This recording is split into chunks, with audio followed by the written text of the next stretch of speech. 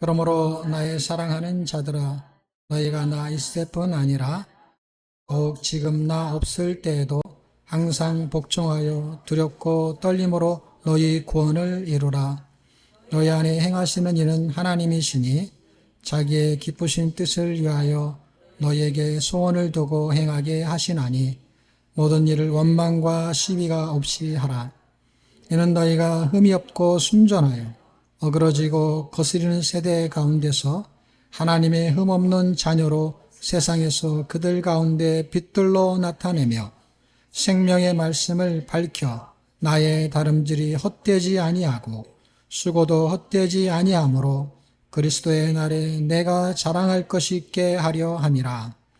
만일 내가 재물과 섬김 위에 내가 나를 전제로 드릴지라도 나는 기뻐하고 너희 무리와 함께 기뻐하리니 이와 같이 너희도 기뻐하고 나와 함께 기뻐하라. 아멘. 아멘.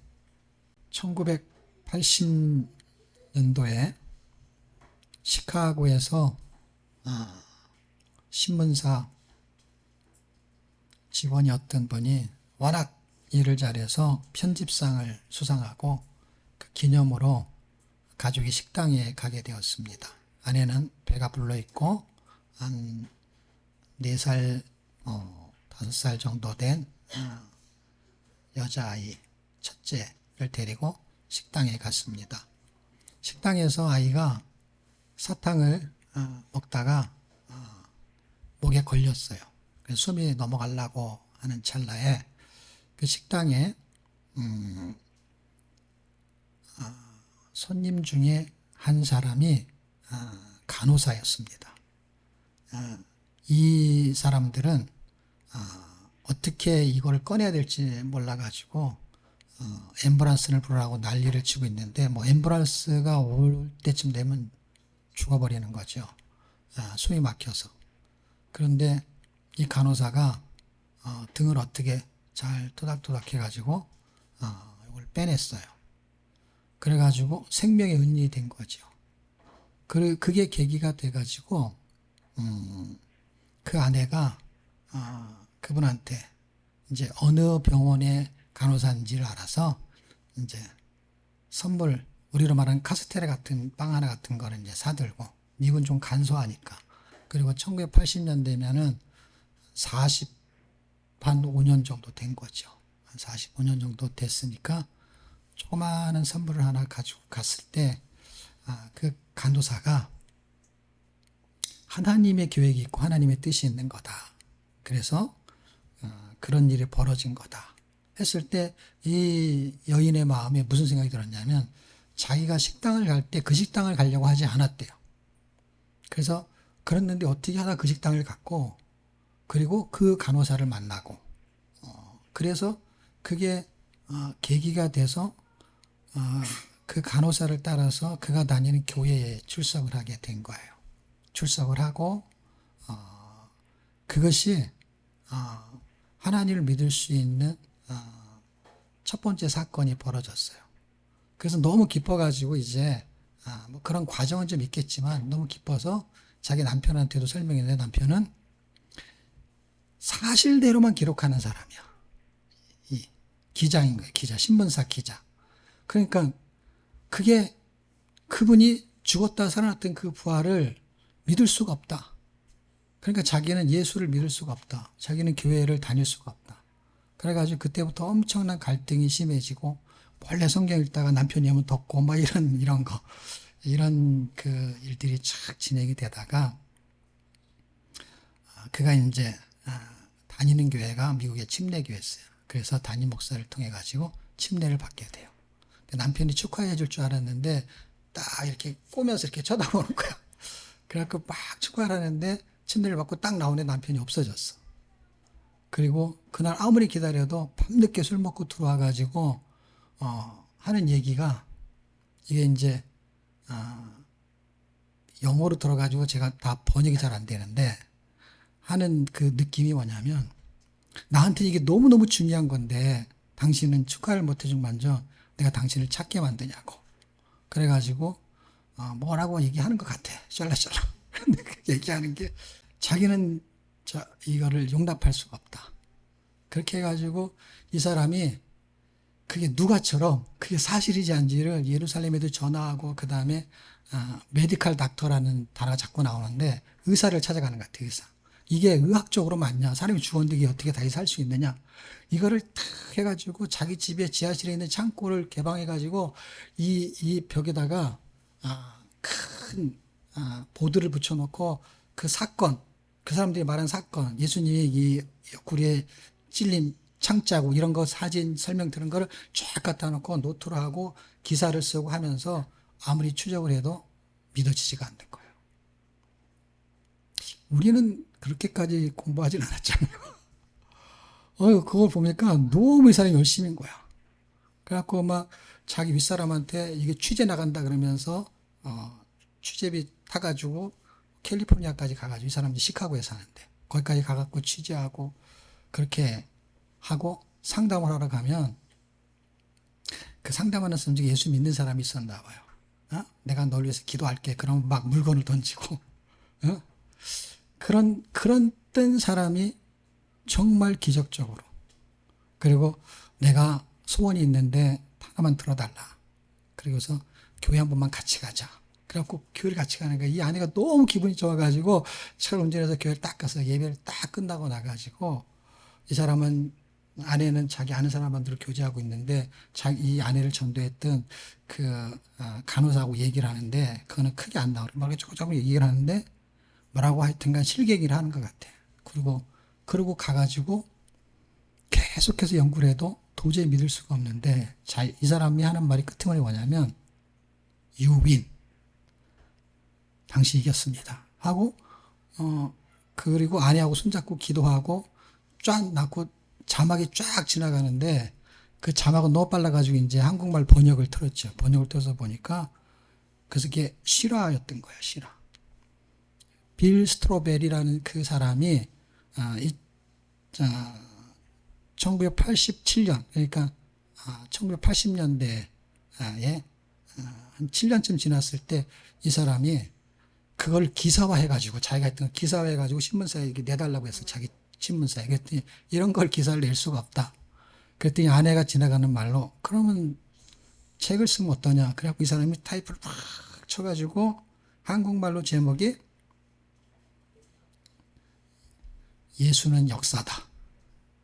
그 책이 엄청나게 팔리고 이 사람이 나중에 신학을 해서 그가 처음에 아내가 전도해서 갔던 그 교회 나중에 담임 목사가 됐어요.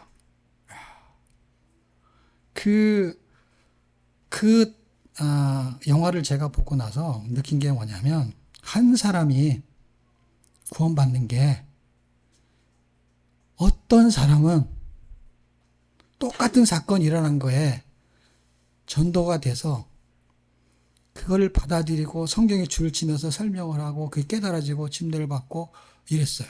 그런데 어떤 사람은 그 남편은 엄청난 세월을 시간을 보내면서 그거에 대해서 연구하고 탐구하고 그렇게 하다가 나중에 하나님을 만나게 됐는데 우리는 어떻게 해서 예수를 만났을까? 그리고 어떻게 부활의 사건을 믿을 수 있을까? 그리고 어떤 사람은 그 부활의 사건을 믿을 수 없을까? 곰곰이 생각을 해보니까 하나님의 은혜인 거예요. 어떤 게 하나님의 은혜일까요? 남편일까요? 아내일까요? 하나님의 은혜가 아내에게처럼 나타나는 사람이 있고 하나님의 은혜가 남편처럼 나타나는 사람이 있어요. 그 은혜가 아닌 건 뭐예요? 아무것도 없는 거. 뭐냐면 그렇게 연구하고 공부해도 안 믿는 거. 그게 은혜가 아닌 거예요. 가만히 있는데 믿어지는 것만 은혜가 아니라 연구해도 믿어지는 게 은혜예요. 그럼 은혜가 아닌 건 뭐예요? 연구해도 안 믿어지는 거. 그래서 우리나라에서는 그걸 다 알았기 때문에 연구 없다. 연구할 필요 없어요. 안 믿어지는 사람은 연구해봐야 시간만 낭비해요. 근데 그렇게 연구하고 공부한 것이 시간 낭비고 헛된 줄 알았는데 그게 나중에 어떻게 해요? 하나님이 크게 사용을 하시더라라는 거예요. 그래서 크게 된 인물은 대기만성, 시간이 좀 오래 걸릴 수 있다. 하나님이 우리를 사용하실 때 저 사람은 바늘로 찔러도 피 한 방울 안 나올 사람이야. 저 사람은 예수 안 믿을 것 같아. 그런 사람이 그 남편인 거예요. 막 싸우고 힘들고 그런 과정을 다 거쳤는데 나중에 하나님이 그를 사용하시는 거예요. 바울을 사용하듯이. 하나님이 누가를 사용하셔갖고 그걸 다 글로 기록해요. 이거 보면서 누가 같은 사람이 있네. 그걸 막 이 사람 또 왼손잡이야. 왼손잡이를 글을 쓰는데 얼마나 잘 쓰는 몰라. 쫙 글을 써가지고 책을 냈는데 어마어마하게 팔렸대요. 그 책 읽어보진 않았는데 그 책이 아마 번역이 됐는지도 모르겠어요. 그래서 예수는 역사다 를 번역했는데 원문은 좀 다른 것 같아요. 어쨌든 제가 어제 그 영화를 봤습니다. 그 영화를 보고 부활을 믿는다라는 것은 공부해서 되는 게 아니구나. 하나님이 믿게 해야지. 하나님 믿게 해야지만 믿을 수 있다. 그래갖고 뭐 제가 잘 못 알아듣는 영어를 들어보니까 어쨌든 그 창을 찔렀을 때 물과 피를 흘렸을 때 블러드 뭐 워터 이렇게만 해도 다 알아들으니까 제가 왜냐면 그 스토리를 대충 아니까 예수님이. 그러니까 그렇게만 단어 몇 개 알아들어도 무슨 문장이 이해가 되더라고요. 그걸 보면서 설명을 다 들었는데 우리가 지금 여기서 성경에 대한 설명을 아무리 자세하게 듣는다 하더라도 복음이 믿어지지 않는다면 이 설명은 뭐가 되냐면 도덕적인 메시지가 되는 거예요. 착하게 살아야 된다. 그 다음에 봉사하며 살아야 된다. 그런 얘기예요. 그런 거는 기독교에서 할 필요가 없어요. 왜 할 필요가 없냐면 그거는 인간이 사는 거에 기본적인 덕목이니까 학교에서도 가르치는 거잖아요. 그러니까 교회에서 가르치면 안 돼요. 가르칠 수 있죠. 근데 가르쳐야 될 중점 메시지가 있어요. 수학과에서 가르치는 건 수학이죠. 영어과에서 가르치는 건 영어죠. 그러니까 도덕적인 삶에 대한 거는 아버지도 가르치고 엄마도 가르치고 형도 가르치고 다 가르치는 거, 가정에서 가르치고 학교에서 가르치고 유치원에서 가르치는 거를 교회가 가르쳐야 될 이유가 없는 거예요. 그거는 말하면 안 된다는 뜻이 아니라 이미 배워왔어야지. 이걸 못 배워가지고 이제 교회에 와가지고 어른이 돼가지고 뭘 가르치냐면 이 고린도전서 거기서도 질서 있게 행동하라 이런 걸 설명하는 게 다 뭐냐면 그런 거예요. 어떤 거예요? 네가 이렇게 딱 음식을 차려는데 네가 먼저 많이 퍼가면은 뒤에 있는 사람이 먹을 게 없지 않느냐? 그것 때문에 그 성찬 예식에 나오는 그 부분이 옛날의 성찬 예식은 식사를 같이 하는 개념의 성찬 예식인 거예요. 우리처럼 이렇게 상징적인 의미가 아니라 밥을 먹는 거야, 밥을. 그거를 의미 부여를 한 거죠. 이 음식이 결국에는 예수님의 몸이고 그 다음에 음료를 먹는 포도주는 예수님의 피를 흘린 것과 같다라는 개념으로 설명하는 것으로 예배 끝나고 식사를 했던 것 같아요, 같이. 근데 먼저 마시고 또 그 잔도 많이 마셔갖고 술에 취해가지고 막 이러면 되겠느냐. 그런 얘기예요, 이게. 말하자면. 그러니까 그 얘기가 무슨 얘기냐면은 그렇게 예의가 없냐, 그 얘기예요. 그게. 그렇게 예의가 없는 거를 교회 안에서도 하는 거예요. 그러니까 설교가 다 그런 얘기가 다 끝나는 거 어떤 거요? 질서를 지켜야 됩니다. 예배 시간에 몇 시에 와야 됩니다. 아니면은 봉사를 하게 되면 이렇게 해야 됩니다 하는 그런 쓰잘데기 없는 얘기를 너무 많이 하다 보니까 안 해도 될 얘기가 아니라 해야 되는 얘기인데 그 해야 될 거를 이미 알고 왔어야 되는데 그거를 유치원 교육을 다시 하는 게 교회 행태가 돼버린 거죠. 그래서 교회 여기서도 그 얘기를 하는 거예요. 그런데 그 개념을 이미 다 이해한 상태에서 이 바울이라는 사람이 우리가 오늘 본문에 보면은 2장 12절에서 18절 사이에 17절과 18절 한번 보실래요? 찾으셨나요? 두 절을 같이 읽겠습니다. 시작. 만일 너희 믿음의 재물과 섬김 후에 내가 나를 전제로 드릴지라도 나는 기뻐하고 너희 무리와 함께 기뻐하리니 이와 같이 너희도 기뻐하고 나와 함께 기뻐하리라. 이걸 새 번역으로 읽으면 이렇게 나와요. 그리고 여러분들의 믿음의 제사와 예배, 나의 피를 붓는 일이 있을지라도 나는 기뻐하고 여러분 모두와 함께 기뻐하겠습니다. 빌립보 교인들의 삶이죠. 믿음의 제사라는 건 믿음으로 사는 삶의 예배를 말하는 거야. 그 믿음의 예배에 나의 피를 부을지라도 내가 거기에 죽을지라도 전제로 드린다라는 거는 제사를 지낼 때 술을 따르거나 뭐를 따를 때 이게 따른다는 그 의미, 그 제사로 설명하는 거야. 전제로 드린다라는 거는 자기가 드려지는 거야. 드릴지라도 그러니까 자기가 죽어서 없어진다는 의미를 포함한 거야. 그런데 나는 기뻐하겠다라는 게 부활의 의미가 담겨 있습니다. 부활의 의미가. 죽음의 의미가 담겨 있어요. 어디서 죽음의 의미가 담겨 있느냐? 전제로 드리는 거. 그게 죽음이에요. 그런데 그걸 기뻐하겠대. 왜? 그들이 살아나기 때문에. 거기에 주님이 죽으심이 기쁨으로 바뀐다는 게 어떤 기쁨이요? 부활하기 때문에. 그래서 이 17절과 18절은 부활의 의미를 약간 되새길 수 있는 메시지와도 같습니다. 예수님이 십자가에서 죽으셨어요. 그게 고통이에요. 근데 구원을 얻는 자들에게는 그의 부활이 축제가 되는 거예요. 그것을 기뻐한다는 거예요, 주님은.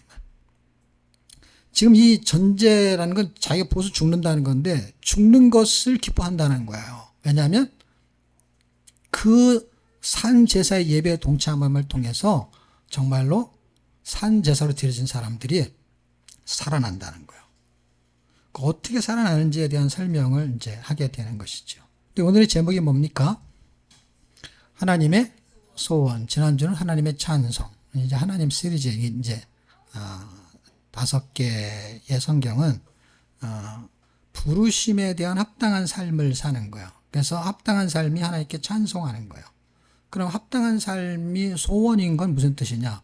하나님의 소원을 이루어 드리는 게 합당한 삶이 되는 거예요. 나에게 소원을 두고 행하시니까 그 소원을 이루어 드리는 거예요. 그런데 그 소원이 나의 소원이 돼야만이 이루어 드릴 수가 있어. 그러니까 남의 소원이 아니라 나의 소원이 되는 거야. 그러니까 나의 소원이 되기 때문에 내가 그걸 성취하는 것이 하나님의 소원이 되고 하나님의 소원을 성취하게 되는 거예요. 왜냐하면 하나님의 소원과 나의 소원을 일치시키는 개념으로 설명을 하는 거예요, 성경이. 그래서 하나님이 이랬으면 좋겠어 하는 마음이 확 들어와 가지고 그렇게 흉내를 내는 게 아니라 내 소원이 돼버린 거야. 그러니까 하나님의 소원이 있고 내 소원이 따로 있는 게 아니라 우리는 따로 있으니까 이게 힘든 거예요. 왜냐하면 하나님의 소원을 하기는 해야 되니까 어떻게 해요? 교회에 나와서 헌금을 한다 그러면 안 하기도 그렇고 하기도 그렇고, 왜냐하면 내 소원은 안 하는 건데 하나님의 소원은 하는 거야.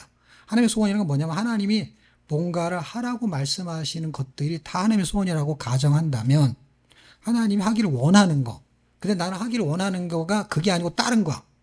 근데 하나님의 소원이 하나님의 메시지고 하나님의 뜻이라서 그거를 안 할 수가 없어. 왜? 그걸 해야 장로도 되고 그걸 해야 집사도 되고 그걸 해야 인정을 받으니까. 그러니까 교회에서 인정을 받으려면 하나님이 원하는 거를 하는 흉내를 내야 되는 거야. 흉내를 잘 내는 사람이 직분을 받는 거야. 진짜 잘 내가지고 그게 자기 소원인 사람은 그걸 직분을 안 받아도 상관이 없어. 근데 직분을 받는 게 목적인 사람은 흉내를 잘 내는 목적이 직분이야. 그럼 무슨 차이로 그걸 이해해야 되느냐? 이게 하나님의 소원을 이루려고 하는 거지, 이런 건지, 하나님의 소원을 이루는 걸 수단으로 쓰면서 자기의 소원을 이루는 걸 목적으로 쓰는 사람인지, 이걸 구분해야 되는데 이걸 구분을 잘 못해. 왜? 이게 헷갈리니까. 그러니까 이게 수단인지 목적인지를 정확하게 구분을 못하는 거야. 이미 짬뽕이 되어가지고 하나님의 소원이 목적인데 이걸 수단으로 쓰면서 자기의 소원이 목적이 되는 사람이 있어. 그러면 쉽게 말해서 내가 장로가 돼가지고 하나님의 일을 더 많이 할 수 있는 그런 직분의 의미를 부여하면은 장로든 이런 것들은 다 수단이 되는 거고 하나님의 소원이 목적이 되는 거예요. 그리고 내 소원은 뭐예요? 장로가 되는 거야. 그게 수단이야. 나의 소원이 수단이 돼서 목적을 이루는데 이름이 바뀌는 거예요. 이걸 다시 돌려놓기가 너무 힘이 드는 거야. 제가 목회를 해봤는데 이걸 구분을 못하고 또 하나는 이걸 바꾸는 게 너무 힘들어. 바꾸는 게. 무슨 뜻이냐면 하나님의 소원은 공부해서 다 아는데 내 소원은 따로 있어. 뭐와 똑같은 거냐면 공부해서 절대로 소원이 바뀌지가 않는 거야. 소원이라는 거는 내 마음속에 굳어진 생각인 거야. 난 이랬으면 좋겠어 하는 그거잖아요. 이랬으면 좋겠는 게 있는 거예요. 근데 하나님도 이랬으면 좋겠어 하는 게 있는 거예요. 이놈이 둘이 부딪히는데 어떻게 해요? 이걸 잘 속여서 넘겨야 되는 거야. 교회 와가지고. 그게 얼마나 힘들겠어, 신앙생활이. 난 딱 보면 아는 거 했는데. 이거를 속여 넘기려니까 너무 신앙생활이 힘든 거야. 큰 교회는 이거를 속여 넘기기 쉬운데 작은 교회는 속여 넘기기 너무 힘들어. 왜? 이게 너무 작기 때문에. 그냥 속이 보여, 속이. 이게. 작은 교회는 터진 만두고 큰 교회는 알찬 만두야. 안 보여. 속이 안 보여. 그러니까 다 자기를 가리면서 다니니까 다 겉얘기만 하는 거야. 속 얘기는 할 필요도 없고, 하면 안 돼. 자기가 그 얘기를 왜 해? 자기는 그걸 속여야만이 자기의 목적을 달성할 수가 있으니까 포장을 잘해야 되는 것이죠. 절대로 속이 터지지 않게끔 자기를 포장을 잘해야죠. 근데 작은 교회 오면은 포장을 클 수밖에 없는 것이죠. 왜냐하면 소탈한 삶을 얘기할 수밖에 없으니까. 그런데 그 얘기를 자꾸 듣다 보면은 이게 자기 소원인지 하나님의 소원인지를 구분을 할 줄 알아야 되는데 구분을 못하는 사람이 말하는 걸 못하는 사람이 들으면은 그 말이 맞는 거로 들리는 거고 나는 절대로 그 말이 맞게 안 들리니까. 왜냐하면 자기 소원을 말하는 거지 하나님의 소원을 빗대서 자기 소원을 말하는 거니까 그 빗대는 것까지 다 알겠어 나는. 왜냐하면 그건 자기 소원이 아니야. 왜냐하면 그 사람의 특성은 그게 아닌 것이 특성이니까.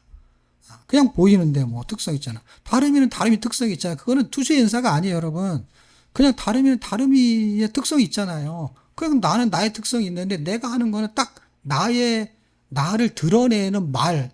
그게 자기를 표명하는 거야. 나를 드러내는 몸짓. 그걸 어떻게 속이냐고. 그거는 그냥 드러나는 거예요. 그래서 내가 음식을 할 때, 나눔할 때 다 알아지는 건데 뭘, 그거는. 아무리 포장을 하려고 하더라도 음식을 갖고 오는 거나 말씀을 나누는 거나 아무리 내가 실수를 안 하고 말하려고 하더라도 그 안에는 이미 자기가 원하는 말을 하게 돼 있어. 속일 수가 없어요. 절대로 속일 수가 없어. 여러분 나도 못 속이는데 하나님을 어떻게 속여요? 그리고 시간이 지나잖아요. 여러분 전부를 못 속여. 왜? 시간이 지나면 여러분들도 바보같이 몰랐다가 이상하게 알아져. 이건 아닌 것 같은데 이게 알아진다고요. 왜? 너무 작기 때문에. 그리고 시간이 축적이 되기 때문에 데이터가 쌓이니까 알아지게 돼 있어. 그래도 알고 싶다. 그럼 뭐 챗GPT 물어보면 알겠지. 이렇게 딱 동영상 찍어가지고 보여주면 알겠지. 여러분 지금 빌립보서가 하는 말은 마음의 얘기를 하고 싶은 거야. 마음의 얘기. 그 마음의 얘기가 뭐냐면 소원이 마음에서 있는 거야. 지식에서 있는 게 아니라 나 부자 되고 싶어. 내가 데이터를 내니까 내가 한 달에 얼마 받는데 난 얼마 받아야 돼? 그거는 데이터야, 데이터. 이 세상을 사는데 얼마 벌었으면 좋겠어. 얼마를 받아야 돼. 알바하게 되면 뭐 한 200만 원 선. 대기업 가게 되면 연봉 뭐 1억 선. 뭐 그런 게 있잖아요, 데이터가. 데이터가 있는데 자기에게 소망이 있는 사람이 있어. 소망이 뭐냐? 나는 한 40, 50만 돼도 파이어족이 되고 싶어. 그럼 얼마 벌어야지? 챗GPT한테 물어보면은 사람마다 틀리지만 10억이 필요하다, 20억이 필요하다, 뭐 그런 경우가 있겠죠. 그러면 그게 목적으로 사는 사람은 그게 목적이 돼서 뭔가를 하겠죠. 공부를 위한 수단으로 나는 서울대 가고 싶어. 그럼 그 사람은 서울대 가야 될 뭔가의 목적을 준비해서 계획을 세우겠죠. 저는 목적이 있어요. 목적이 뭐냐? 전 세계에 통독원을 세우는 거예요. 그러니까 통독원 플랜을 짜는 게 플랜을. 그게 하나님의 소원이냐? 라는 거와 매치가 돼야 돼요. 그러니까 매치가 되려면 어떻게 돼요? 하나님이 만들어 가시면 소원이야. 너무 간단한 거예요, 여러분. 내가 하려고 하는 것도 소원이고 하나님이 하시는 것도 소원인데 그게 매치가 되는 것을 어떻게 확인할 수 있느냐 할 때 매치가 되는 것은 하나님의 간섭하심이 있느냐는 거야. 간섭하심. 책을 쓸 때도 하나님의 간섭하심이 있었고 통독원을 만들 때도 하나님의 간섭하심이 있었고 코로나를 계기로도 간섭하심이 있었고 병원에 입원할 때도 간섭하심이 있었고 그럼 그건 뭐예요? 그것을 가지고 확인을 하는 거죠. 그 확인이 뭐야? 하나님은 이것을 좋아하시는구나. 이걸 원하시는구나. 내가 대접받는 것보다 하나님을 높이는 그런 자리가 필요한데 그런 자리가 뭐예요? 여러분이 성경 읽어서 여러분이 변하면 여러분이 하나님을 높일 거 아니에요. 그럼 하나님이 그거를 좋아하신다는 거예요. 그럼 어떻게 해요? 바울이 그걸 눈치를 챘죠. 그래서 바울의 방향은 그분의 소원을 따라가는 소원이에요. 그래서 그분이 그런 형태로 살았기 때문에 자기가 전제로 드릴지라도 내가 기뻐하고 기뻐한다. 근데 그게 소원이 아닌 사람은 전제로 드릴 수가 없죠. 자기를 어떻게 갈아 넣어.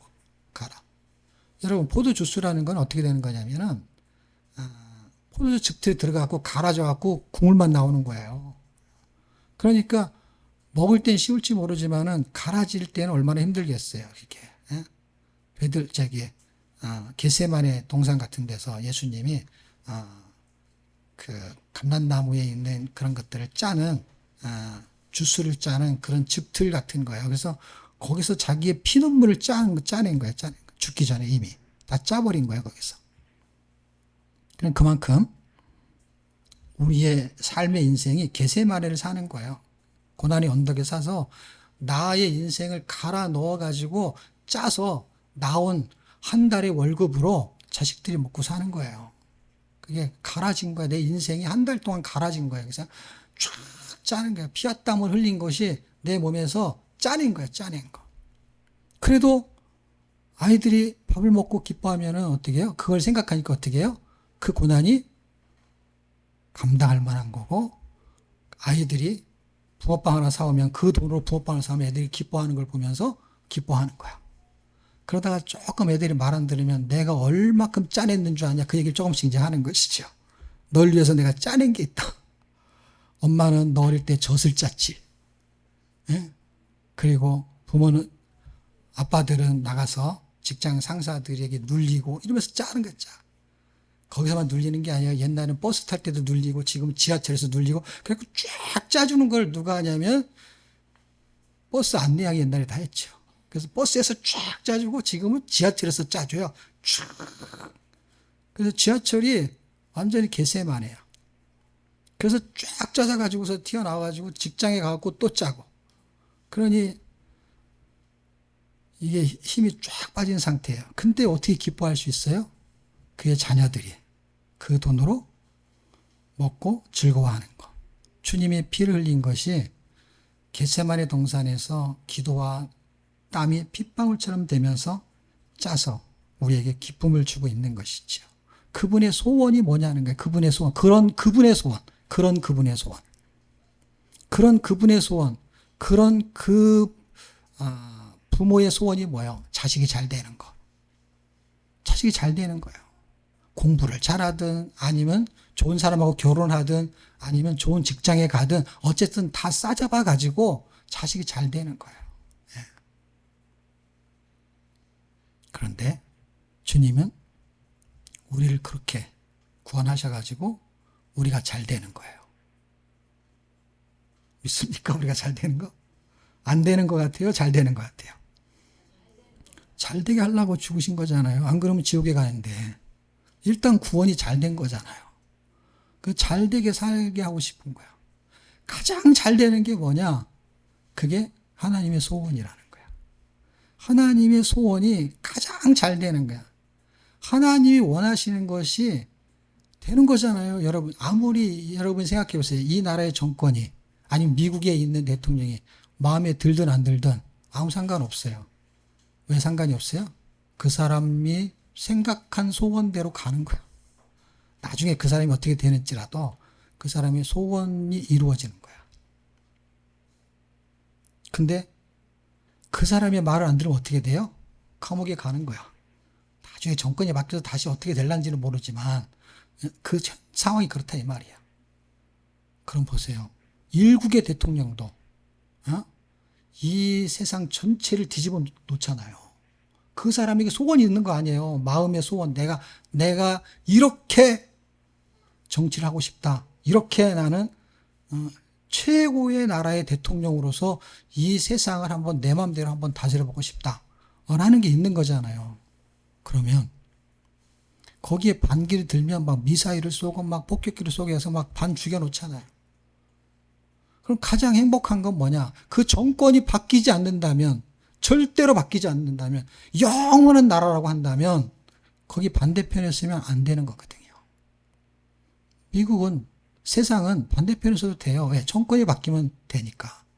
근데 영원한 하나님의 나라는 정권이 안 바뀐다고. 예? 안 바뀌는 정권에서 어떻게 해요? 그분의 소원이 가장 잘 사는 거야. 그분의 소원이 가장 잘 사는 거잖아요. 지금 현 시대만 봐도 그들이 꿈꾸고 있는 것이 안 바뀐다면 그걸 따라가야 되는 거거든요. 왜 북한에서 그 사람들이 힘들어하는 것도 우리가 왜 새롭게 생각하냐면 반드시 그 정권은 무너질 거니까 라고 생각하기 때문에 거기에 따르지 않는 사람들이 나오는 거잖아요.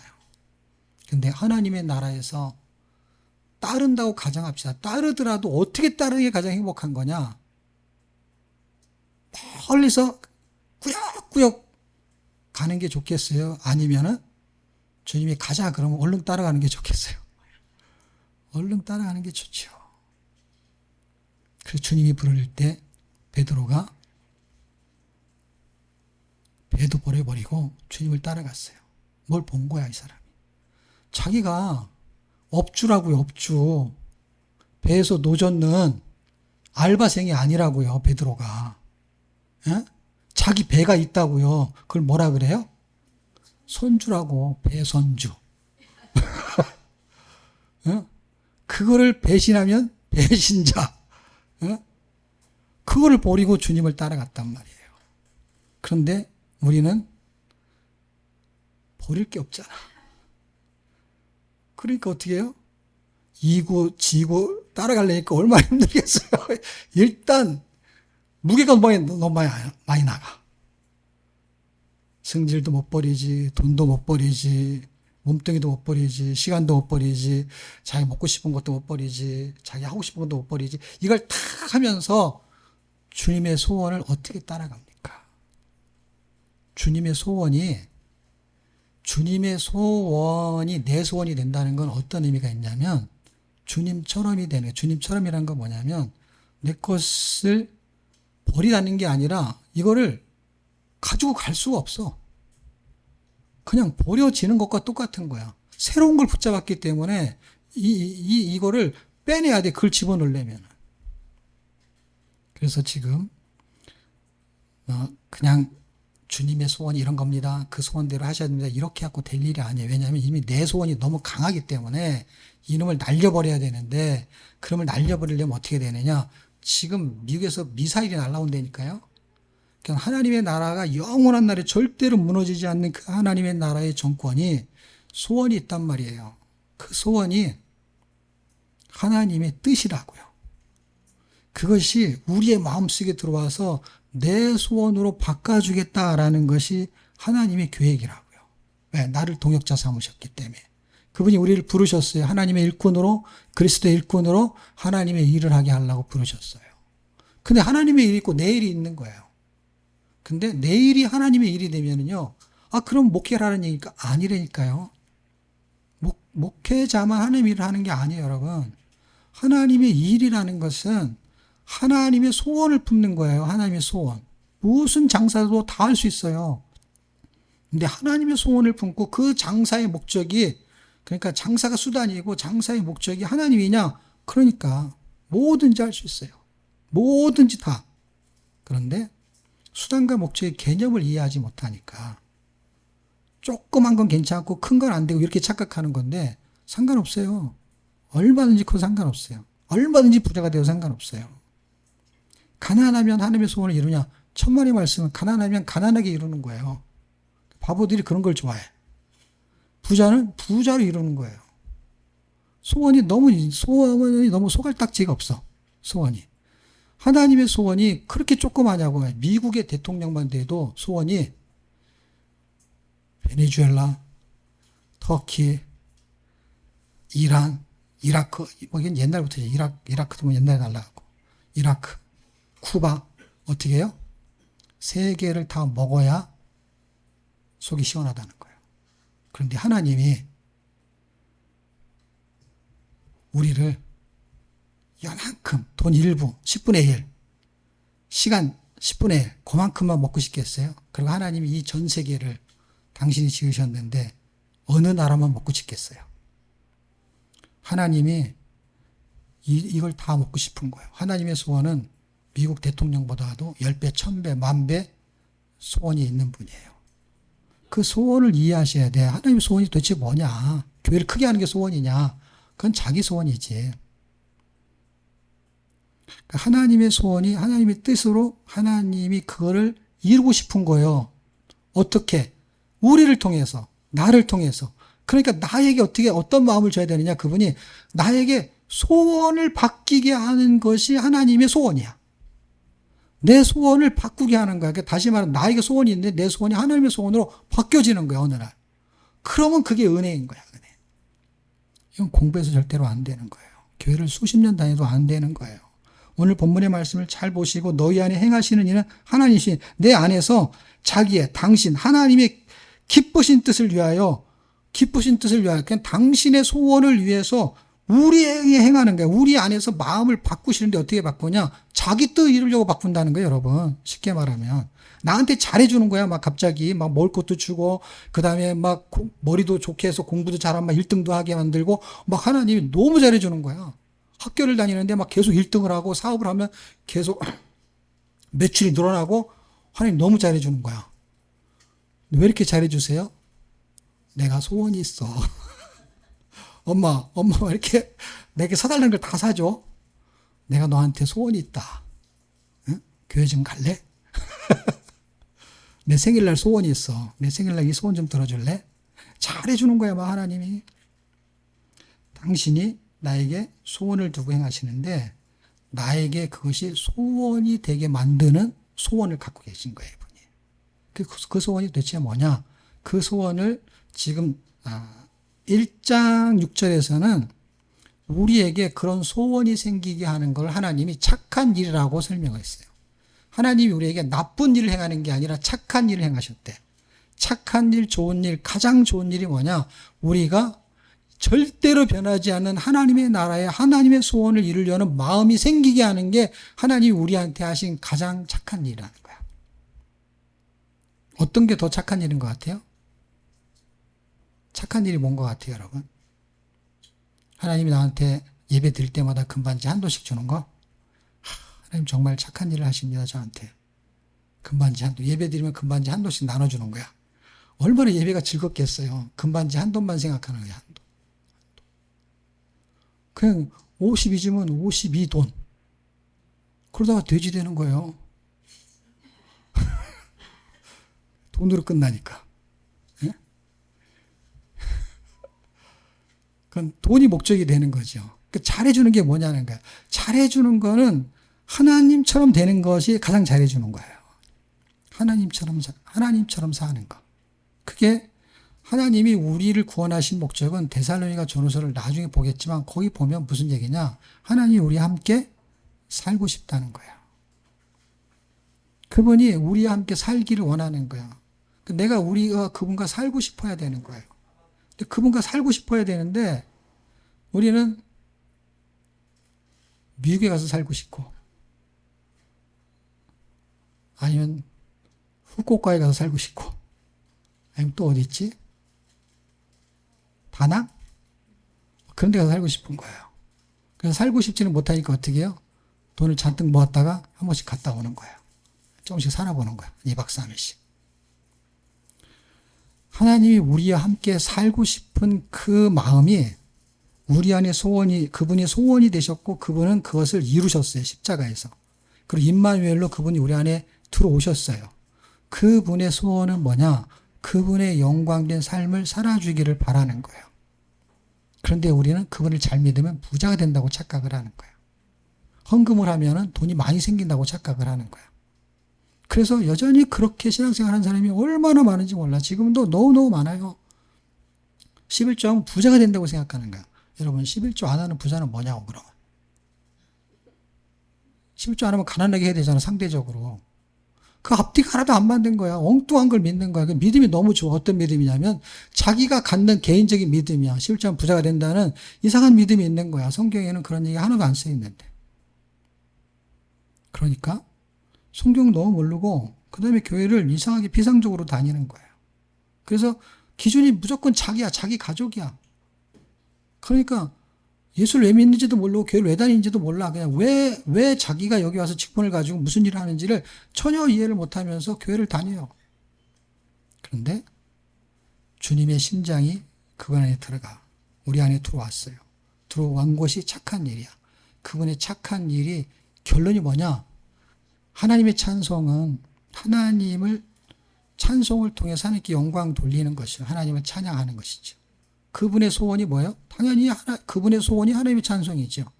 그러니까 그분이 찬송을 받게 하는 그 일은 도대체 뭐냐? 그 일이 예수의 일, 그리스도의 일이라는 거예요. 그 일을 하게 하려고 우리에게 착한 일을 행하시고 우리의 마음에 소원을 두고 행하셨어요. 그런데 디모데와 에바브라디도는 자기 일에 자기가 병들었음에도 불구하고 자기의 병들었음에도 불구하고 그 하나님의 일을 하는 바울을 돕기 위해서 애를 썼다는 얘기를 하는 거예요.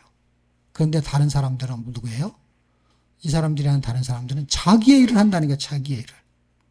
빌립보서 2장 21절 19절부터는 이제 30절까지 디모데와 에바브라디도를 통해서 하나님의 소원이 무엇으로 나타나냐, 이 두 사람들한테 이미 하나님의 소원이, 보세요. 하나님이 다메섹 도상에서 바울을 만나시면서 그를 부르신 거는 그분의 소원이 있었어요. 어떤 거? 내가 이 사람을 이방인의 그릇으로 쓰겠다.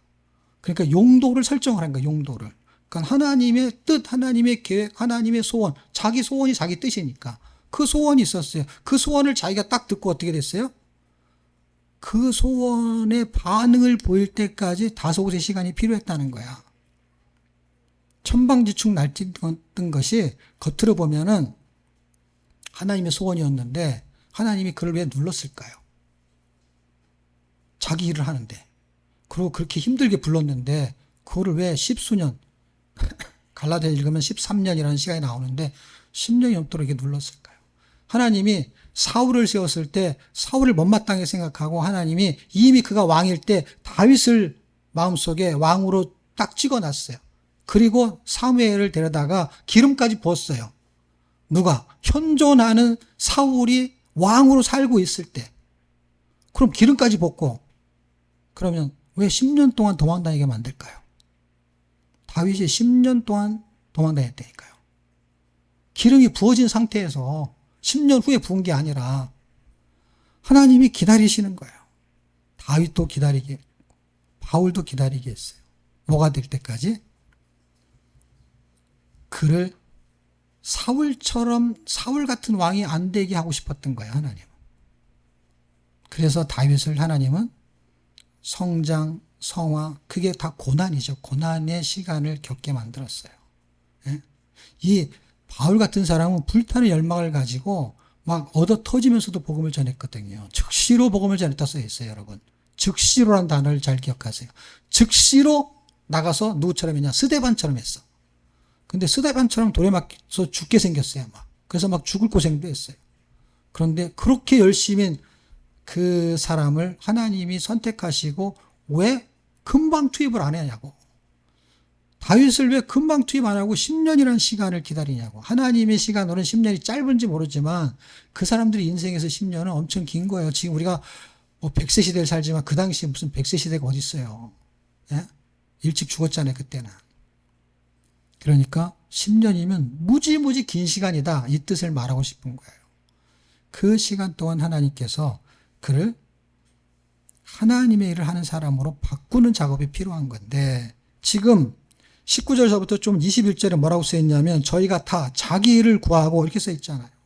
다 자기 일이 뭐야? 자기 소원이야. 이 일이 다른 것 같지만 소원을 이루는 일을 자기 일이라는 거야. 하나님의 소원은 뭐예요? 하나님의 일을 말하는 거야. 그랬을 때 여기는 그리스도 예수의 일을 구하지 아니하되 디모데는 그렇지 않았고 그럼 디모데한테 말할 때 그 예수의 일이 뭡니까? 라는 것은 22절에 보면 복음을 위하여 복음이 예수님의 일이라는 거야. 하나님의 소원이라는 거야. 에바브라디도는 더 심했다. 병들었음에도 병들어 죽게 되었으나 하나님이 저를 긍휼히 여기시고 그러면서 이 에바브라디도가 이런 상황 속에서도 자기를 돌봤다. 30절에 저가 그리스도의 일을 위하여 죽기로도 자기 목숨을 돌아보지 아니한 것은 나를 섬기는 너희의 일의 부족함을 채우려 함이라. 동역자의 얘기예요. 그러니까 간단하게 서술하면 하나님의 소원은 하나님의 뜻으로 하나님의 착한 일이에요. 그래서 나한테 착한 일을 행하셨어요. 1장 어떻게? 복음의 진보가 나타나기를. 12절에. 2장 30절 그 다음에 21절 그리스도 예수의 일을 하게 하시려고.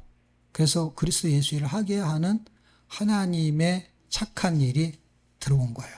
그것이 디모데에게 나타나고 에바브레도에게 나타나는 게 뭐가? 하나님의 착한 일이. 근데 다른 사람은 어떤 거예요? 다른 사람들은 다 자기 일을 하는 거예요. 여기서는 헷갈리면 안 돼. 자기 일이 따로 있고 예수 일이 따로 있고라는 개념이 아니라 수단과 목적으로 이해를 하셔야만이 이게 해석이 돼. 안 그러면 교회에서 일하는 건 하나님의 일. 교회에서 일해도 자기 일이라는 거를 이해하셔야 된다니까, 여러분. 그리고 교회에서 자기 일을 한다니까, 사람들이 다. 교회에서 자기 일 한다는 걸 이해하셔야 돼요. 여러분, 봉사하는 게 다 하나님의 일이 아니에요. 그게 다 자기 일이에요, 자기 일. 자기의 의를 나타내는 거 다 자기 일이라고. 그게 99%가 다 자기 일을 한다고, 다 자기 일을. 목사부터 시작해갖고 다. 자기를 알아줘야만 좋아하니까. 응? 그래서 나 나갈 때 사람들 악수하면서 목사님 은혜 받았습니다. 그래야 좋아서 그 다음 주에 또 설교할 마음이 생기는 거고. 그런데 뭐 여러분 내 설교 들으면 은혜 받았습니다. 할 사람이 누가 있어요? 실족할 뻔했습니다. 그런 사람들이 더 많지. 네? 그런 사람들이 많은데 뭐 그러니 그런 소리 들어가면서 이게 그 다음 주에 또 설교할 마음이 생기겠어요? 별로 안 생기지. 근데 지금 성경이 하는 얘기하고 우리한테 착한 일을 행하신 그분이 우리에게서 하나님의 일을 하기를 원하는 거예요. 하나님의 일이 지금 우리가 이렇게 하고 있는 일이 하나님으로 착각하면 안 된다고요. 그게 나를 드러내려면 그게 다 자기 일이라고. 교회에서 자기 일을 하는 거야, 자기 일. 자기 일. 이걸 잘 이해하셔야 됩니다. 3장에 가면은 하나님의 착한 일은 뭐냐? 부름의 상을 받게 하려고. 우리를 부르셨어요. 14절. 위에서 부르셨단 말이에요, 우리를. 그래서 부르셔서 그 부르신 일이 복음이에요. 그 복음을 선포하는 일이에요. 그 에바브라디도 디모데가 그 일을 한 거예요. 바울도 그 일을 한 거고 예수님이 하신 일을 하는 일을 말하는 거예요. 예수님처럼 자기가 죽어지는 거. 근데 누가 죽어지려고 그래요? 음식 하나 해오려고 해도 생각을 많이 해야지. 근데 음식을 하나 해오면서도 내가 돈을 들이고 시간을 들여서 해서 사람들이 먹는 거를 보면서 기뻐하면은 그는 아비의 마음을 갖는 거예요. 목사를 말하는 게 아니에요. 여러분은 얼마든지 아비의 마음을 가질 수가 있어요.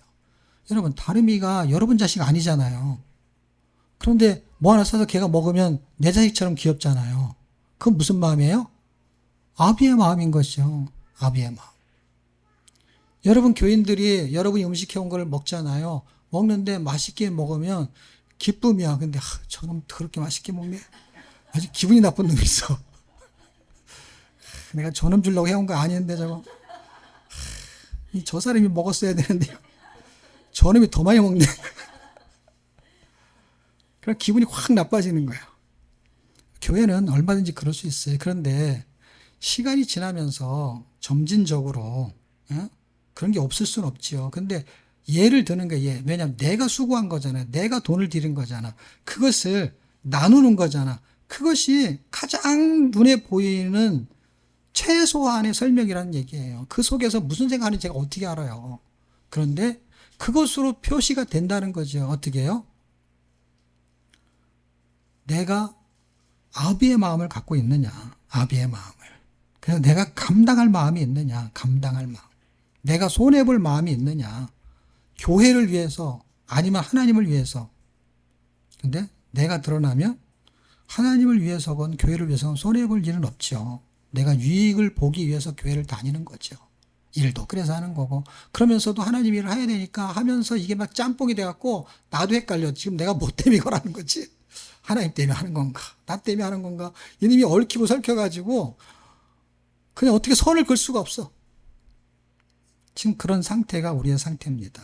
이런 것을 지금 우리에게 착한 일을 행하셨다는 건 선을 긋게 만드는 거예요. 선을 긋게 만들면서 어떤 것이 선을 긋게 만든다는 것은 내 주장이 많아질수록 어떻게 되는 거예요? 내려놓을 수 있는 계기가 되는 거예요. 짬뽕이 됐다는 거 무슨 뜻인지 아세요? 짬뽕이 된 건 자기도 자기 건지 남이 건지 구분이 안 되는 거, 그게 가장 위험한 거예요. 자기 의를 구하면서 다니는데도 그게 하나님의 의를 구하는 거로 착각하는 게 짬뽕이 된 거예요. 그러니까 구분을 못 하는 거야. 이게 가장 무서운 사람이에요.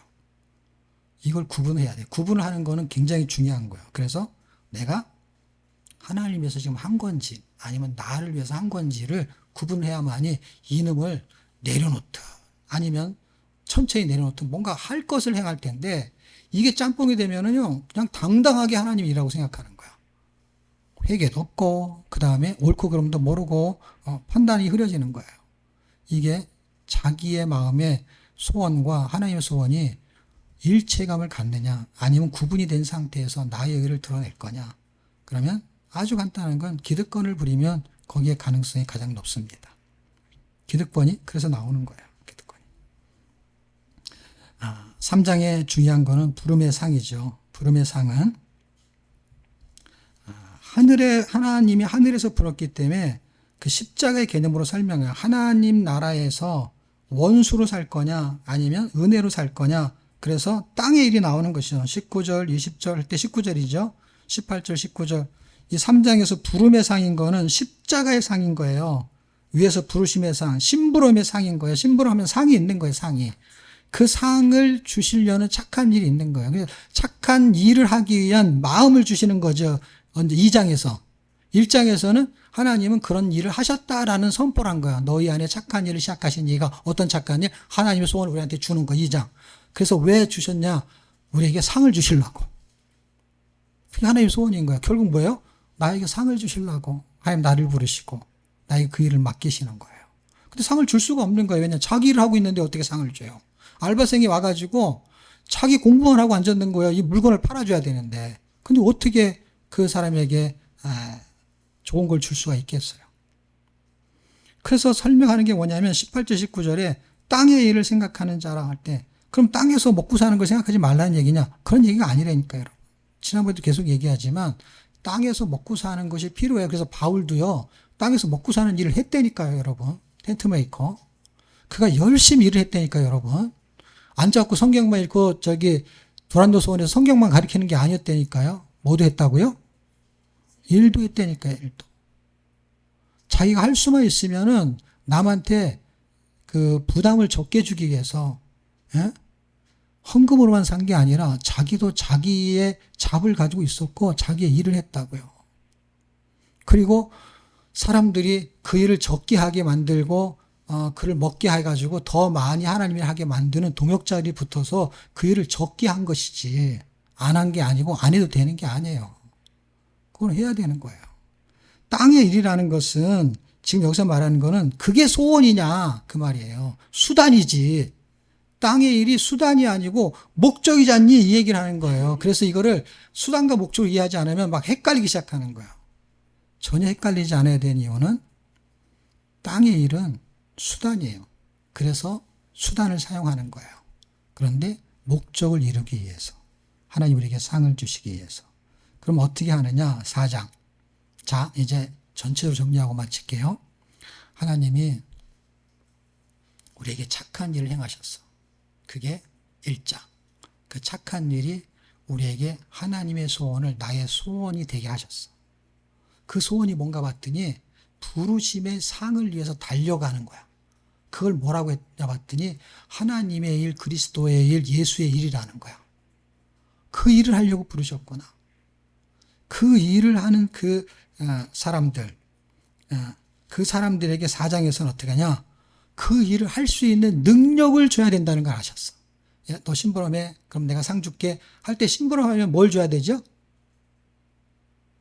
계란 사와. 그럼 계란 3,000원이야. 그럼 뭘 줘야 되죠? 돈을 줘야죠. 그러니까 하나님이 우리에게 뭘 줬어요? 착한 일을 행하시고 우리에게 뭐도 줬어요?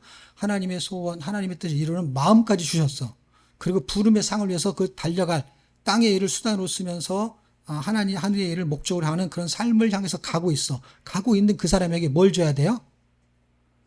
능력을 줘야지. 돈을 줘야지. 돈을. 계란을 사오라고 했으면은 계란값을 줘야지요. 하나님 우리에게 일을 맡기셨으면 뭘 준다고요? 능력을 줘야지요. 그래서 하나님이 책을 쓰게 했잖아요. 네? 그래서 하나님이 세미나를 하게 하셨잖아요. 그 능력을 준 거잖아요. 그럼 뭘 위해 써야 돼요? 그 일을 위해 써야지. 제가 세미나가 너무 잘 됐대요. 사람들이 오늘 이렇게 그 교회를 빌려서 하는데 바이블 칼리지에서 그 바이블 칼리지가 하는 게 몇 개 있었어요. 오프라인에서 세미나들이 많아요. 많은데 막 교수들도 하고 그러면은 이게 기간이 있잖아요. 등록 기간. 등록 기간이 되기 전에 다 차버려 우리 거는. 그러니까 장소가 넓으면 더 받는데 더 받을 수가 없네요. 120명 그럼 120명이 그냥 순식간에 다 차버리는 거야. 한 사람이 막 10명씩 등록시키고 막 이래가지고. 그때는 그게 10 몇만 원인가 14만 원인가 15만 원인가 하여튼 비쌌는데도 그게 등록이 많이 꽉꽉 차는 거예요.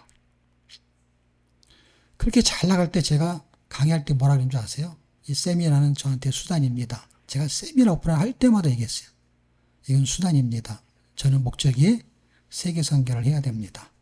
그래서 여러분이 돈 내고 이 강의를 듣죠. 그런데 여러분이 이 돈 내고 강의 듣는 거 말고 여러분이 헌금을 해야 됩니다. 내가 한 학기 끝날 때쯤 되면 한 14주, 15주 되면 제가 그때 후원 요청을 해요. 당신들이 헌금을 해야 내가 이 세미나를 안 합니다. 저는 세미나를 잘 날 때부터 뭘 준비했냐면 세미나를 그만둘 생각을 했어요. 그래서 코로나가 생겼을 때 저는요 너무 좋아했어요. 드디어 그만두는구나. 그런데 뭐가 있어야 돼요? 후원금이 있어야죠. 왜냐하면 선교를 하려면 돈이 있어야죠. 동역자가 있어야죠. 프로그램이 있어야죠. 이미 동역자가 생겼고 프로그램은 완성이 됐어요. 왜냐하면 프로그램이 돌아갔으니까. 프로그램이 돌아가면서 동역자가 생겼으니까. 그런데 뭐예요? 물질이 또 필요하잖아요. 그래서 그걸 2017년부터 그 미션 펀드라는 거를 개설해가지고 만든 거예요. 그게 2017년부터 한 거예요. 그게. 그때부터 2016년, 17년이 가장 잘 나갈 때야, 가장. 세미나 오라는데 초청하는 데가 막 넘쳐났으니까 교회가 5,000명 막 이렇게 넘는 교회들이 막 특세에도 초청하고 막 강사를 부르고 막 그랬으니까요. 그냥 세상 말로 말하면 하늘 높은 점으로 올라갔죠. 그때 뭘 준비했느냐? 내려갈 준비를 한 거예요. 그때부터 한 거예요, 여러분. 제가 강의 때마다 얘기했잖아요. 이건 세미나는 이제 그만할 겁니다. 그만할 겁니다. 정말로 그만했잖아요. 다른 사람한테 물려주기도 하고.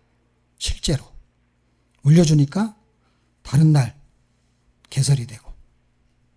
그렇게 실제로 저는 했던 경험이 있어요. 내가 강의를 안 하면 돈이 없는데, 교회도 크지도 않은데, 그런데 다른 사람한테 강의를 주고 강사님이 글로 가고.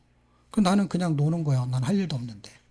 그렇게 사람을 세웠어요. 그때부터. 지금 세우는 거는 약과예요. 옛날에 훨씬 더 많은 희생을 했어요. 지금 어차피 돈이 안 되는 거니까. 돈이 안 돼서 주나 보다 그러는데 그때는 돈이 많았죠. 그런데 그 월요 세미나를 줘버렸어요. 월요일 날 수백 명씩 모이는데. 그리고 나서 바이블 칼리지에서 책을 다시 쓰게 하면서 월요 세미나가 나한테 다시 생겼죠. 그래서 세미나가 막 3개씩 늘어났죠. 여러분, 능력이라는 것이 주님이 주는 건데 그 주님이 주는 거는 일체의 비결이라는 거예요. 그 능력을 준단 말이에요. 오직 성령이 너희 안에 임하시면 예루살렘과 사마리아와 땅끝까지 이르러 온 유대와 내 증인이 되리라. 그러니까 오직 성령이 너희에게 임하시면 너희가 권능을 받고 할 때 권능의 능력이에요. 그 능력은 일체의 비결이란 말이에요. 그 일체의 비결은 착각하면 안 돼요. 병 고치는 능력 이렇게 착각하면 안 돼요, 여러분. 능력은 병 안 고치는 것도 능력이라는 걸 생각하셔야 돼요. 바울은 병을 고치는 능력이 있었어요. 그런데 바울이 너무 몸이 아파가지고 기도했어요. 그때는 전설로 하나님을 만났을 때 눈이 안질이 생겼다 그런 얘기도 있고 해서 어쨌든 그게 안질로 생각하는 사람도 있고 다른 걸 생각하는 사람도 있는데 어쨌든 정확하게 성경은 변명을 설명하지 않아요. 어쨌든 자기에게 병이 있었던 것 같아요. 그 병이 자기를 너무 힘들게 하는 병이었던 거야. 그냥 두통약 먹으면 낫고 이런 게 아니라 이거는 약으로도 고쳐지지 않는 거예요. 그게 얼마나 고통스럽겠어요. 불면증이 있다든지 그런 우리가 알지 못하는 뭔가 있었겠죠. 그래서 이거를 3번씩이나 구했어요. 근데 하나님이 안 고쳐줬어요. 아니, 그 능력이 있는 분이, 그 능력을 그를 통해서 행했던 그분이 그에게 왜 병을 고쳐주지 않을까요? 그게 능력이었기 때문에. 그에게 그 능력이 나타나지 않는 능력이 뭐냐? 그리스도의 능력이 머무른다는 거예요, 그때. 그게 약할 때 능력이 머무른다는 거예요.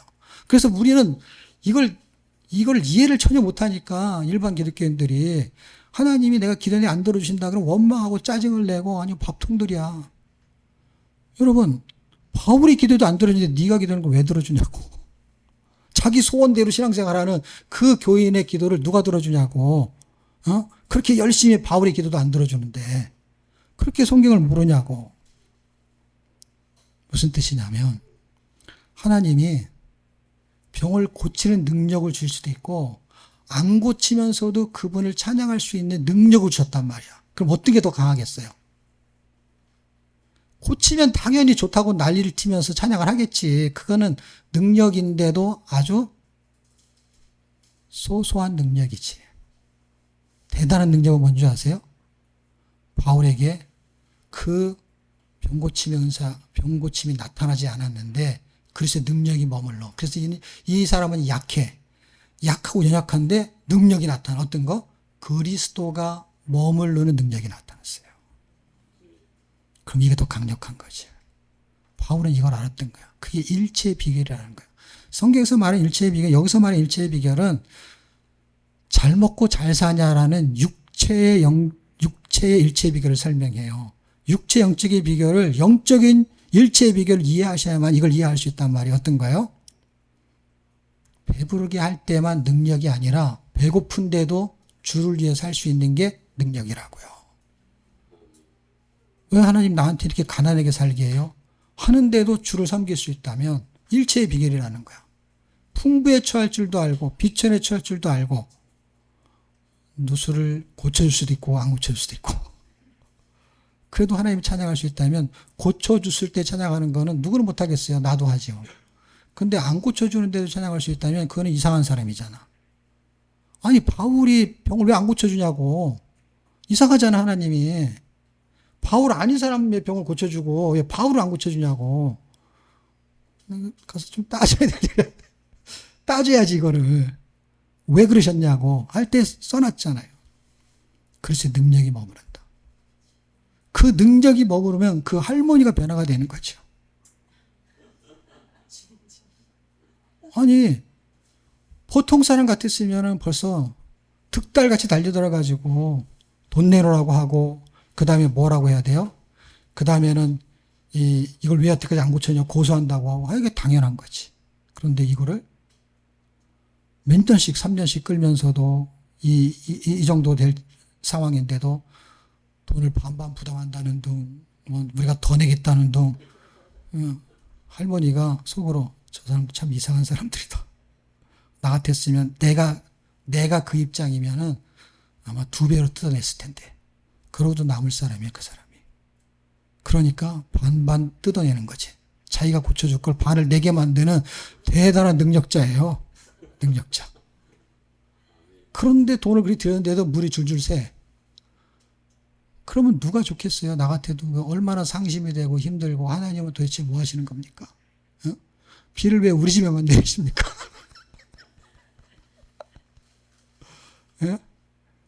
그거를 해석하기가 너무 힘든 거죠. 그리고 그거를 그냥 참고 살아가 아니라 뭔가 내 안에서 결정이 되지 않으면 참고 사는 거는 언젠가 터지니까 참고 살 일이 아니라 해결해야 될 일인 거야. 물이 안 나오게 해결하든지 아니면 내 안에서 불평이 안 나오게 해결하든지 하는 것이 뭐예요? 능력이고 은혜라는 거죠.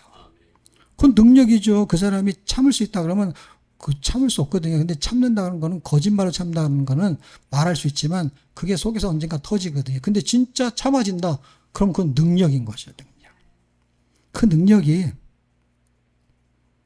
임할 수 있다면 일체의 비결이 뭐예요? 일체의 비결은 잘 될 때나 안 될 때나 이 말인 거예요. 그러니까 돈이 많아서 부자로 살 때나 가난하게 살 때나. 그러면 왜요? 영적으로도 이게 잘 될 때나 안 될 때나. 여러분, 저는요, 우리 교회가 이만큼 인원 된 게요, 얼마나 감사한지 몰라요. 나 이거 한 30명, 40명 되면요, 힘들어서 못할 것 같아. 힘들어서. 그럼 이번에 누굴 내보야 되나? 명단을 만들어야 돼. 10명으로 줄여야 되니까. 왜냐면요, 제가 해야 될 일은요, 교회를 크게 하는 사명을 받은 게 아니라, 교회를 이롭게 하는 사명을 받아가지고, 그 사역을 해야 되니까 교인이 많이 오는 것이 나의 소원이 아니라, 하나님의 교회가 말씀을 읽고, 하나님이 원하시는 삶을 사는 것이 당신의 소원일 거 아니에요. 근데 성경을 읽으면 그게 가능하다는 가치를 발견한 거예요. 다른 거는 없다는 게 아니라 다른 것도 있겠지만 나는 이걸 발견한 거고 하나님 나에게 이런 소원을 주신 거예요. 교회가 이렇게 많은데 성경 통독팀 하나 만들어서 성경을 읽어서 그 사람들이 변화가 일어나서 담임 목사님 설교를 하면 말길 알아먹고 믿음으로 사라지면 이게 우리에게 준 사명이었고 그걸 5, 6년 전에 그걸 깨닫고 시작을 한 거 아닙니까? 그런데 지금 5, 6년이 되면서 그 결실을 보기 시작하는 거잖아요. 이제 통독팀에 대한 하나님의 문고를 열어주시는 거잖아요. 근데 우리가 뭐 그렇게 노력한 게 있어요? 대단하게 노력한 건 없어요. 그냥 그런 소원을 가지고 그런 일을 해보려고 하는데 하다 보니까 된 거예요. 예. 그러니까 하나님이 그거를 관심을 갖고 간섭을 하고 계시는구나라는 거를 측정할 수 있고 확인할 수 있는 거고 그것이 확인이 되고 측정이 되니까 어떻게 해요? 우리가 달려가야 될 길을 가는데 거기에는 반드시 하나님의 부르심의 상이 있는 거야. 만약에 제가 10년 동안 성경을 읽으면서도 하나님이 사람들을 보내서 책을 쓰라는 얘기를 안 하셨다면 그냥 성경 읽다 끝나는 거죠. 근데 뭔가 프로그램을 만들어 주신 거잖아요, 하나님이. 내가 써가지고 한 게 아니라 그리고 써질래도 써지지도 않는 거. 그런데 사람이 왔다는 거는 우리 교회가 커서 온 것도 아니고 제가 옛날에 2010년도에 처음 극동방송에 설교하러 갔는데요. 김장한 목사님도 있고 전체가 다 있는 그걸 뭐라 그랬지? 예, 조찬 예배예요. 그 설교를 하는 거예요. 새벽에 가서. 한 100여 명 되는 직원들하고 그 후원하는 사람들, 돈 많은 사람들 다 모이는데 거기에 꽉 차가지고 예배를 드리는 거예요. 거기에 가서 설교를 하러 가게 정해졌어요. 정해졌는데 나를 소개한 사람이 거기에 후원에 아주 끝발이 있는 사람이야. 여자 권사님인데. 근데 이거를 신청을 받아갖고 그거를 이제 안내를 해가지고 나를 이제 슬람 며칠 나와서 이제 설계해야 됩니다. 해야 되는데 나를 컨택을 해야 되잖아요. 근데 질문했대. 교회가 얼마나 크냐. 근데 30명밖에 안 된다고. 그랬더니 그쪽에서 하는 말이 뭔지 아세요? 적어도 교회는 300명 이상이 돼야 추천이 된다. 일단 300명이 안 돼. 그리고 그 목사님이 누구냐 그랬더니 그냥 목사님이라고. 명함이 없어, 명함이. 그럼 뭘 설명을 해가지고 설득을 해야 되는데 설득할 게 없는 거야. 그래서 하다 안 돼갖고 나를 그걸 하고 싶으니까 뭐라 하는지 아세요? 내가 그 사람한테 서울 공부한다 그래가지고 됐어. 그렇게 해가지고 됐다는 거예요. 내가 후문에. 그래 가가지고 그때 처음 거기를 가게 된 거죠. 이 이야기를 왜 했는지 모르겠지만. 예? 예, 하나님 프로그램 만들어준 거예요. 그때부터 극동방송 다니기 시작했던 거예요. 그거를 누가 하냐고요? 그 사람 우리가 인맥이 있어요. 누구예요? 아무 상관도 없는 사람인데. 예? 하나님이 하고 싶은 일을 자기 소원을 가지고 사람을 쓰실 때 준비된 사람을 쓰겠지만 준비된 게 뭐예요? 성경 읽은 것밖에 없다니까요. 예? 인맥을 동하는 것도 없고 실력 있는 것도 없고 능력 있는 것도 없고 교인도 몇 명 되지도 않고. 그런데 하나님이 뭔가를 하시겠다면 준비를 해야죠. 어떤 준비? 최소한 내가 말씀대로 살려고 하는 성경을 많이 읽어야 된다는 게 준비가 아니라 그 말씀대로 내가 살아내려고 하는 나의 소원과 하나님의 소원을 구분해가지고 내 소원을 정리할 수 있는 정도로 준비는 돼야지. 예? 그 준비가 안 된 사람 하나님 왜 쓰냐고. 그 사람을 쓰면 무슨 일이 벌어지겠어요? 자기의 소원, 근능적으로 자기 소원을 이루고 있을 거 아니에요. 병 고치는 은사를 줬어요. 그러면 자기 소원을 이룬 자기 제자를 만들 거 아니에요. 예수 제자를 안 만들고. 그런 일을 하나님 왜 하시겠어요? 그래서 처음에는 그렇게 하다가 그 다음에 은사를 안 주는 거예요. 왜? 이상한 데로 빠지니까. 그러니까 결론에 가서는 착한 일을 행하시기 위해서 하나님 능력을 주는데 그 능력이 우리가 생각하는 능력이 아니라는 걸 잘 이해하셔야 돼요. 내가 원하는 대로 모든 걸 주는 게 아니에요. 하나님 우리가 이만큼이다. 그러면 그만큼에 만족할 수 있는 은혜가 필요한 거예요. 저와 여러분이 이 부활주의를 맞이해서 성찬식도 하고 그 다음에 음식 축제도 나누는 우리의 나눔이 여러분 작지만 하나님의 소원을 이루어지려고 하는 그런 동역자들과 함께 행복한 시간이 되기를 축복합니다.